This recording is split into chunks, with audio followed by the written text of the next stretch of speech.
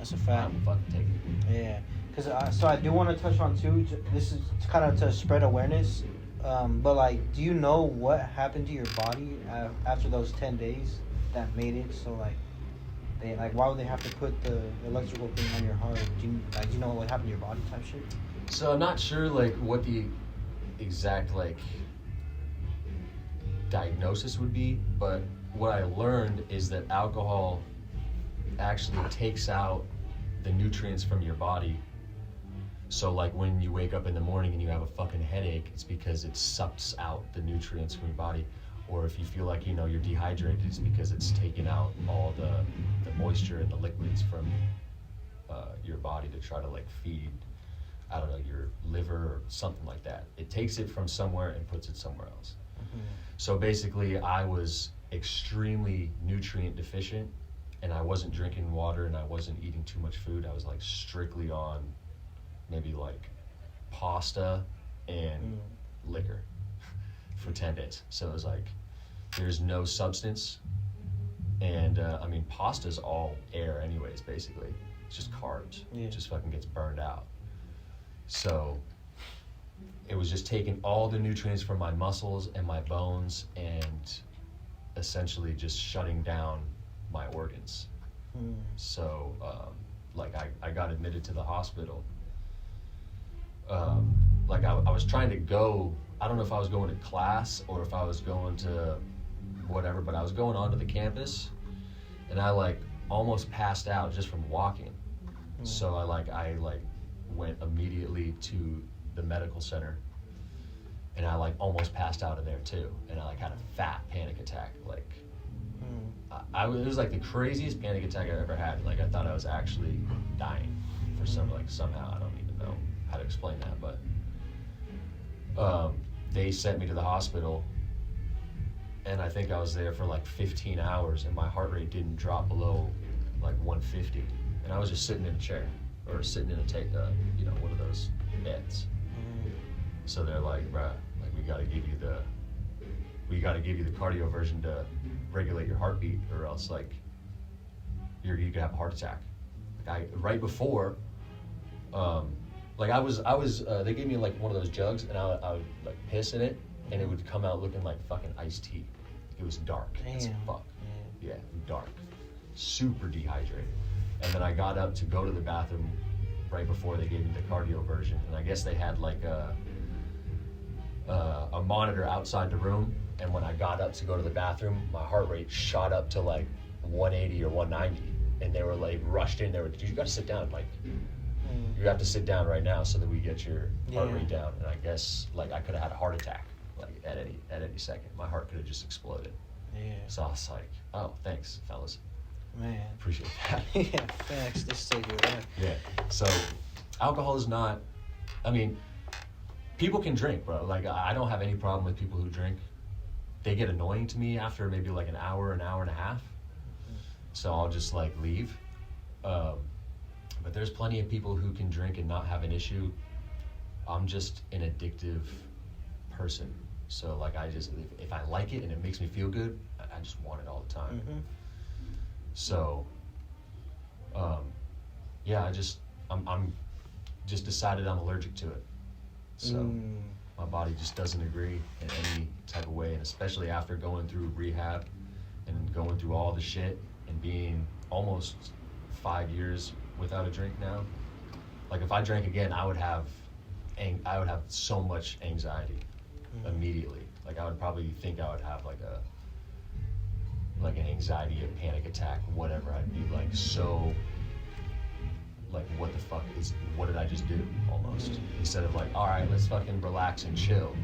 I would be like the complete opposite end of the spectrum. I'd be like I'm not comfortable. The only way that I would be able to be comfortable is if I got fucked up, which is not what I wanted. I don't want to go from nothing to 0 to 100, you know? Yeah, it's one of those situations where like, yeah, you can't really just have one drink, or else, yeah, you're gonna feel the anxiety. Yeah. Man, so how long did you say you were in rehab for? 6 months. Okay. But I wanted to ask too, because yeah, you know, like one of the hardest parts is, of course, when you're stopping. So did you kind of have to go cold turkey? I mean, I know like you got caught a few times taking some sips, but did you go cold turkey? And what was the hardest part about actually becoming fully sober? Let's see. So the last drink I took was in 2020, and I went to rehab in 2018. So, and I was done with rehab in 6 months in 2018. So basically, I was just going through with like constant withdrawals, because like I said, like when I was talking about the drug tests and the sentencing, that didn't even come until June.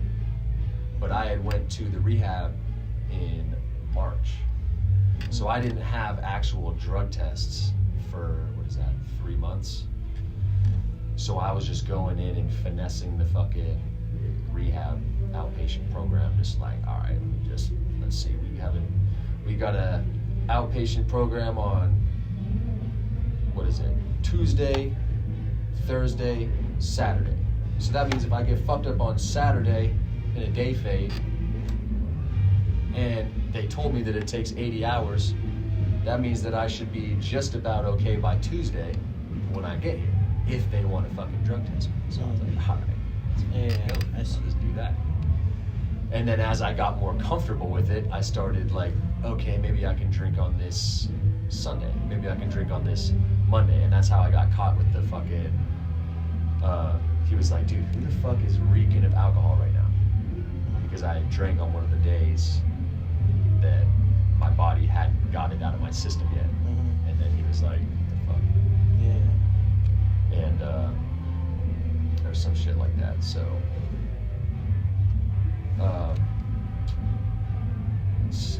let's see. You said what was the hardest part? Yeah, the hardest part, or like a moment where you're like, fuck, I don't know if I can do this. But then you just I kind of didn't really have that option, because the only other option that I gave myself was that I was gonna like go to jail, and I was like, I can't go to fucking jail, dude. Like, I'm not gonna like sit here and act like I'm super fucking hard and super tough. No, dude, I'd get fucked up in jail. Like, I'm not built for jail. Not built for any type of correctional facility. No. So I was basically like, I'm not gonna put myself in that situation. So I'll just figure out how to finesse, and then whatever. And then, like, the hardest part was being at a fucking college campus and not being able to go out as much as I wanted to, and not like go out with any of the friends that I had made. I can't socialize with anybody. And now in my head at that time, I was like, my fucking friend group is a bunch of fucking nerds. It's a bunch of people who don't drink, bro.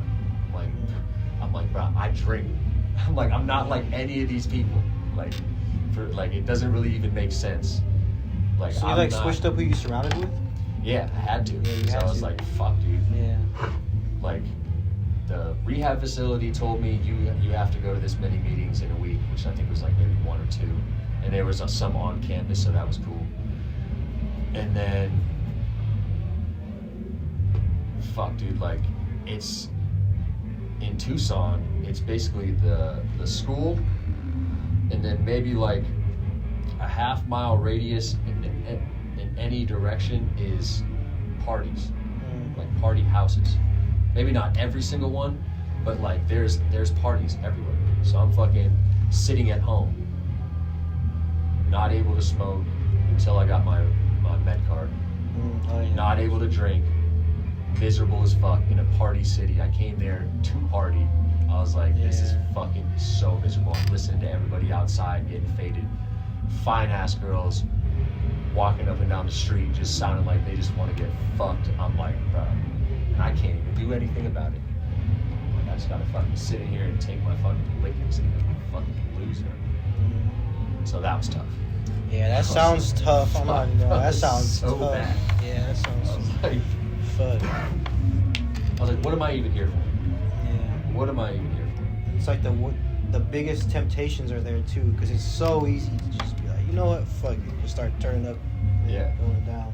And that's still tough too, because I'm Yeah. like 5 years almost removed from drinking, and I'm like, I owe it to myself to try and fucking go out and drink again, just so that I can make up for that lost time.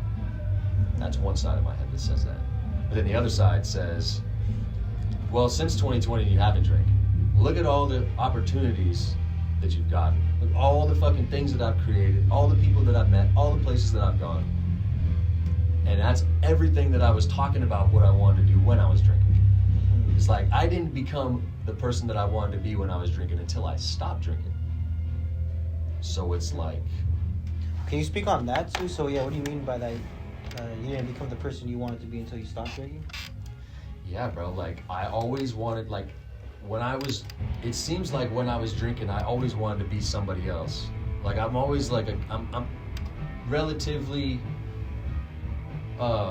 sociable and, you know, talkative, and I can open up to whoever, whatever. But it seems like when I was drinking, like, there was a whole different side that came out where it was like, I want to be a fucking freestyler or whatever. You know, it wasn't really freestyle because I would just write music. Yeah. And then just like spit it for somebody when we were just like fucked up, and they would be impressed by it, you know, because it was like something new. Or I would always be like, oh, I can't wait to, you know, be an actor in this, or I can't wait to go and see this place and do this. And I never got it. I never achieved it until after I stopped drinking. So it's like, and I didn't even realize that until, and that's the thing, is that everybody wants the answers right away. It's like, there's answers, like you have questions, and like, why the fuck is this happening right now? And you won't even know the answer until years later, bro. And it's like frustrating, but at this like point in my life, with everything that I've gone through and everything that I've seen, like, because I just sit inside and I analyze a bunch of shit. So I'm like, damn, that happened because I did this. That happened because that happened. That happened here because this. I'm like, bro, I'm not even gonna question it. I'm just gonna let it happen. I mean, I can still be like, fuck. Like, I want so much shit. Like, I want to do so much stuff. But maybe it's just not the right time, I guess. You know, whatever. So I'll just stay with, like, not drinking. I mean, as much as I want to go back and think that I owe it to myself, it's like, it's not worth the fucking initial anxiety attack. It's not worth starting over at zero. It's not worth losing everything, because it's not like I would just be able to be this. Like, if I went home and drank, I wouldn't feel like this when I woke up, and I wouldn't feel like this for another however long, because I would be thinking about, dude, I just lost against this battle. Yeah. I just lost this fucking It's battle. like 5 years for what? You just throw it away? It's like, what the fuck, bro? And then it would be even worse, because I'd be like, of course, bro. Of course I couldn't do it, because I'm a fucking alcoholic. I can't do anything right, bro. Of course I fucking couldn't be sober. And it's like, how does that even make any sense? But that's just like the detrimental mind fuck that the disease gave me. And I mean, I know, I'm aware of it. So as long as I don't go back to it, I should be alright.